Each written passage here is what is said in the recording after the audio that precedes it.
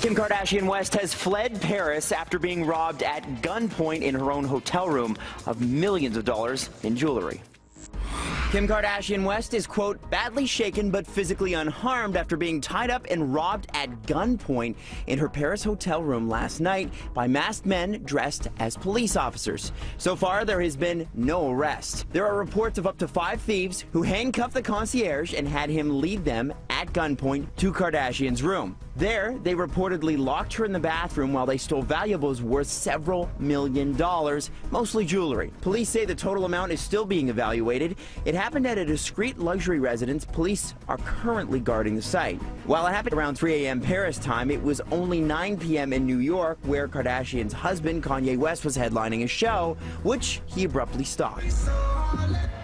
I'm sorry, this is a family emergency. I have to stop the show. Kardashian has been on a high-profile visit to France for Paris Fashion Week and had already dealt with an assault from Vitaly Seduk last week. The star's 2 children were, fortunately, not in the room with her at the time of the attack last night. Please have mercy on me.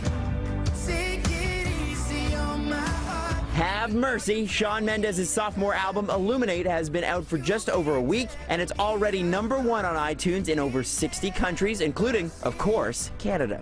TK caught up with the Pickering, Ontario native to talk about his incredible rise and evolving style. Are you still pinching yourself? Totally. I mean, it's crazy. It's crazy the speed of it all, you know? Are you ever afraid that you're going to give away too much of yourself when you're telling your stories?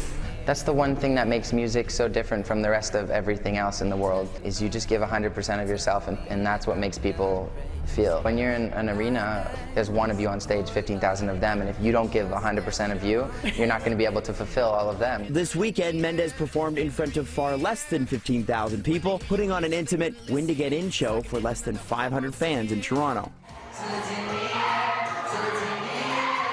Tell me what that feeling is when you look out there and you see fans just mouthing every lyric. It's a very out-of-body experience. You know, at some point I have to say it. You know, I was falsely accused. Director Nate Parker was visibly emotional in his 60 Minutes interview last night, but made no apology for the 1999 college rape case that has cast a shadow over his acclaimed film, Birth of a Nation.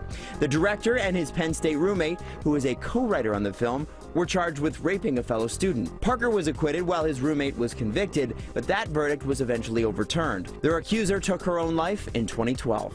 I was vindicated. I was vindicated. I was proven innocent. I was vindicated.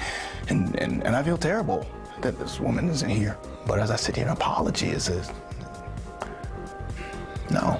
With many threatening to boycott Birth of a Nation, Parker says he wants to focus back on his film and not on his past. Terry Hart spoke with the cast, who say, above all, this is a story that needs to be told and heard. To watch a strong man broken down, it's a terrible thing. It's affronting, it's jarring, it's brutal, and it's sort of taking a piece of American history that we've tried to almost hide. It's about a man having the fortitude in 1831 to fight against the slave owners. Never been on a plantation. It is so beautiful there, but it's a haunting kind of beautiful because you know what has happened there. You know the pain that has occurred on this soil. You knew you were performing on these grounds that spilled blood. It's a story that needs to be not only known and understood, but felt viscerally. Tune in Friday to hear more from the cast of Birth of a Nation, and tomorrow, Ben Affleck tells us a little bit more about his new movie, The Accountant. Let's go Blue Jays.